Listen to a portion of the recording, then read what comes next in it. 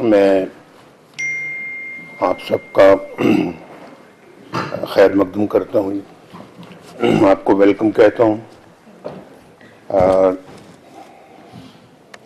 ڈیرہ غازی خان جنوبی پنجاب کا بہت ہی ایک اہم جزو ہے اور کبھی بہت ایک امپورٹنٹ حصہ ہے۔ تو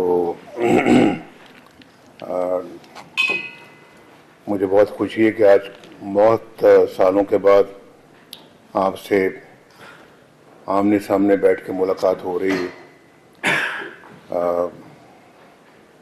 وقت اچھا بھی آیا، کچھ کم اچھا بھی آیا، میں برا نہیں کہتا، وقت کو برا کہنا بھی نہیں چاہیے۔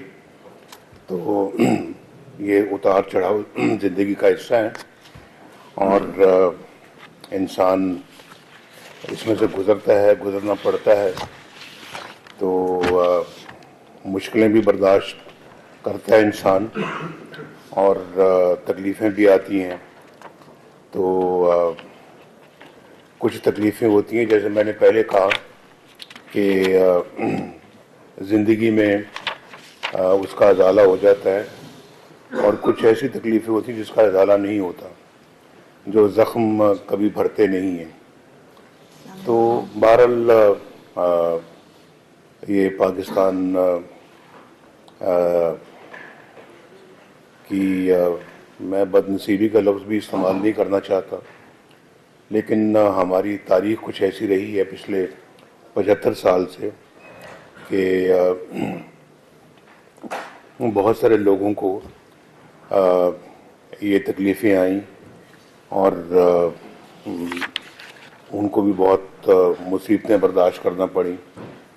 تو اس میں سے گزر کے کئی تو چلے گئے اور کئی جو ہے وہ موجود ہیں۔ تو اس کے باوجود صبر کا دامن ہاتھ سے نہیں چھوڑا، صبر کا دامن نہیں چھوڑا ہم نے، اور اب بھی اپنا یہ ہماری خواہش ہے کہ پاکستان کو مصیبتوں سے، اس گرداب سے باہر نکالا جائے اور ترقی کی راہ پہ دوبارہ ڈالا جائے پاکستان کو۔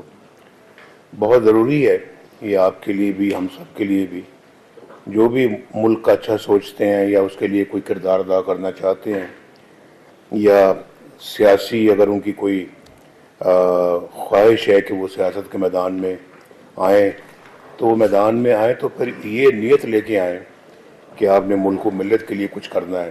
یہ نہیں کہ بس وقت گزارنا ہے، یہ نہیں کہ بس ممبر بننا ہے، اس کے بعد اسمبلی میں تقریر کرنی ہے، حلقے میں لوگوں سے واہ واہ کروانی ہے، ایک اپنا ذاتی امیج بنانا ہے اور قد کاٹ بنانا ہے۔ اس کے بعد پھر ملک جو ہے وہ یا قوم کا کیا حال ہوتا ہے اس کی کوئی خبر نہیں، یہ مطمع نظر نہیں ہے۔ اگر تو سیاست کے میدان میں آنا ہے تو پھر ایک پورا پروگرام لے کر، جوش و جذبہ لے کر کہ میں نے تقدیر بدلنی ہے اپنے اس حلقے کے عوام کی، تو پھر حلقے کے عوام سے پھر وہ جب وہ اٹھتا ہے جذبہ تو پھر وہ قومی لیول تک پہنچتا ہے۔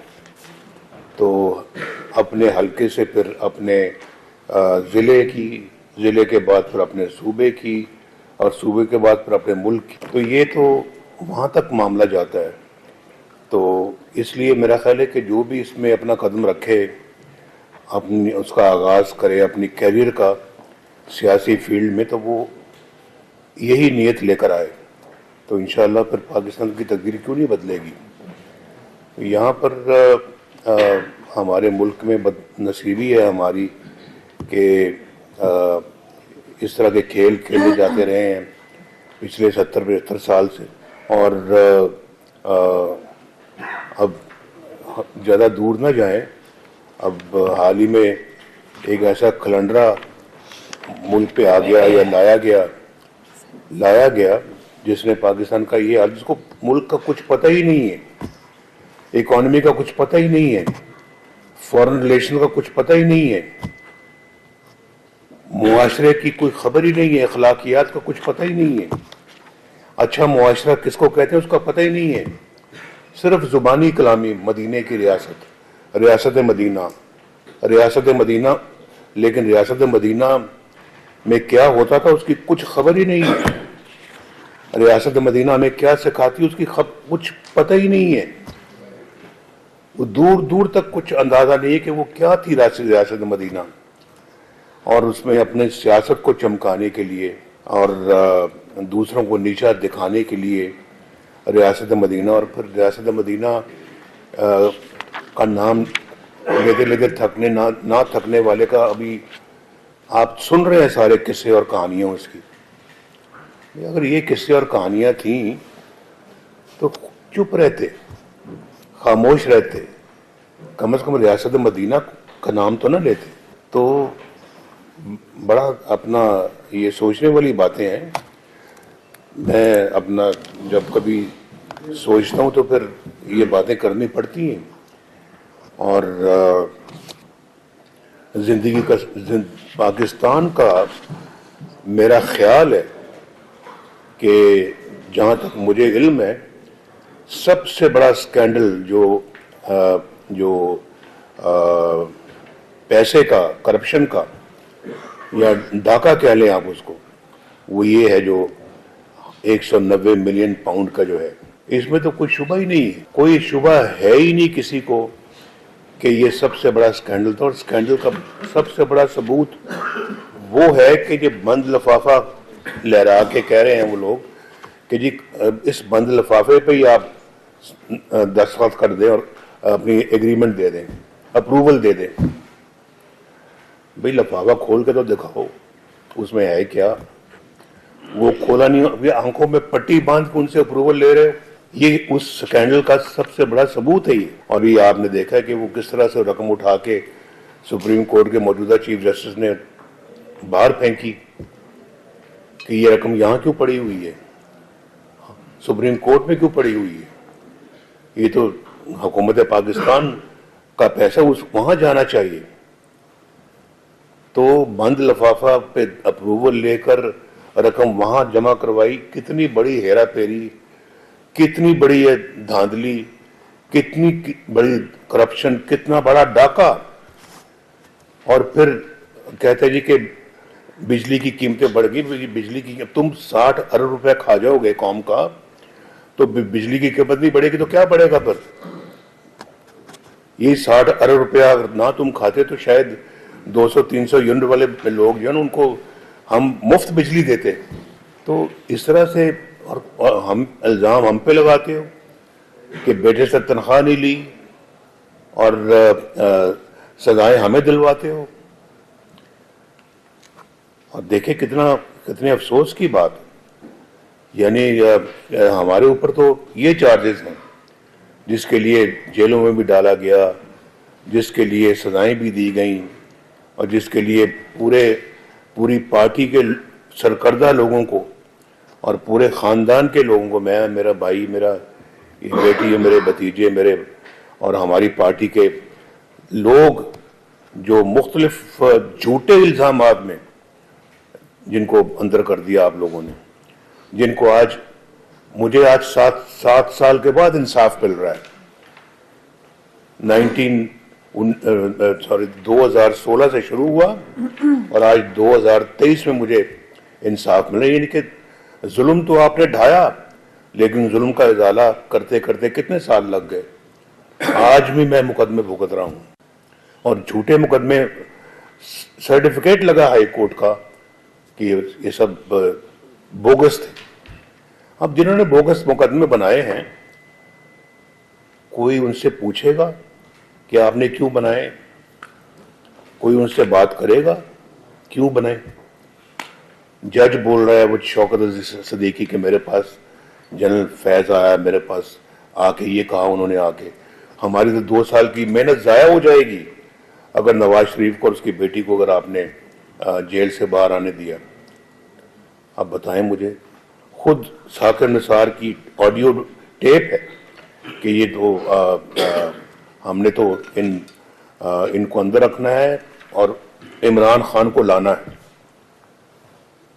اب یہ सुप्रीम कोर्ट का चीफ जस्टिस या सुप्रीम कोर्ट का चीफ जस्टिस ये बातें कर रहा है और फिर उसी ने अपने दौर में चेक करना कि उसी के दौर में ये 190 मिलियन पाउंड के जो पैसे थे वो सुप्रीम कोर्ट में आए थे।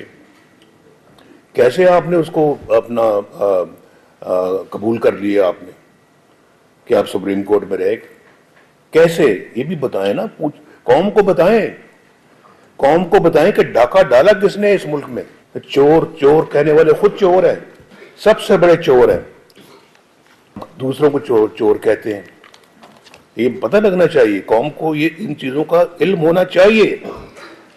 ये हमारा यही मुतालबा है। हमारा मुतालबा ये नहीं कि भी हम जो है ना वो इलेक्शन जीत के हुकूमत बनाएं और फिर जो है ना वो बड़ी बड़ी गाड़ियों में बैठ के तो अपना वज़ीर आज़म और वज़ीर आला बन के घूमते रहें। ये नहीं है। हम अपना अगर मुल्क की खिदमत करना चाहते हैं तो हम दूध का दूध और पानी का पानी भी चाहते हैं। इस मुल्क को खराब किया किसने है? इस मुल्क को यहां तक पहुंचाया किसने है? आज गरीब को किसने भूखे मारा है? गरीब को बिजली का बिल ना देने की जो ताकत उसमें नहीं रही, वो किसकी वजह से हुआ है? आज सब्जियां, दालें, गोश्त, चीनी, आटा, दाल महंगा क्यों हुआ है मुल्क में? क्यों डॉलर हमारा मुल्क के अंदर जो है ना इतना महंगा हो गया और रुपया मिट्टी में मिल गया? ये सब बातें ये हमें इस मुल्क को खा गई हैं और इसकी अकाउंटेबिलिटी होनी चाहिए, जरूर होनी चाहिए। हम यहाँ सिर्फ हुकूमतें लेने के लिए नहीं आए, ना हुकूमतें लेने के लिए बैठे हुए हैं यहाँ पे। हमें इस मुल्क की खैर चाहिए, इस मुल्क का भला चाहिए, यहाँ रहने वाले 25 करोड़ अवाम की भलाई चाहिए। वो बेचारे मरे भूखे और ये 190 मिलियन पाउंड्स की करप्शनें करते फिर और कोई पूछे भी ना। ऐसा नहीं हो सकता और ना होना चाहिए। क्या आप मुझसे इत्तेफाक करते ही नहीं करते? पाकिस्तान एक बहुत ही अपना मुश्किल दौर से गुजर रहा है और ये मुश्किलें अपने लिए हमने खुद पैदा की, खुद अपने पांव पे कुल्हाड़ियां मारी।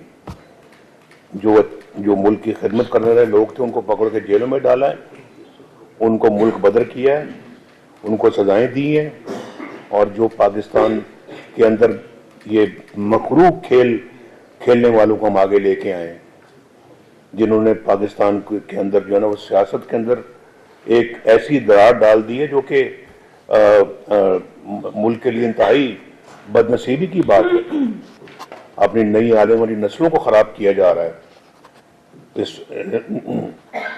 और फिर यहाँ पर बदमाशी, वो तुम्हारे गले में पट्टा डाल के मैं लेके आऊंगा, तुम्हें जेल में डालूंगा, आईजी तुम्हें जेल में डालूंगा, चीफ सेक्रेटरी तुम्हें जेल में डालूंगा, तुम्हारा मैं ये हशर करूंगा, तुम्हारे गले में पट्टा डाल के वजीर आजम हाउस से खींच कर तुम्हें लेके आएंगे। जब धरनों में ये बात कर रहे थे और आज देखें खुद किधर है। पाकिस्तान मुस्लिम लीग नून के पार्लिमानी बोर्ड का आज 5वां इजलास हुआ। कायद मुस्लिम लीग नून मोहम्मद नवाज शरीफ इजलास से खिताब कर रहे थे। उन्होंने कहा कि नून लीग की क़यादत को हमेशा मुश्किलात का सामना करना पड़ा। हम इक़्तिदार नहीं, आवाम का भला चाहते हैं। पाकिस्तान टेलीविजन न्यूज़ से अब तक के लिए इतना ही।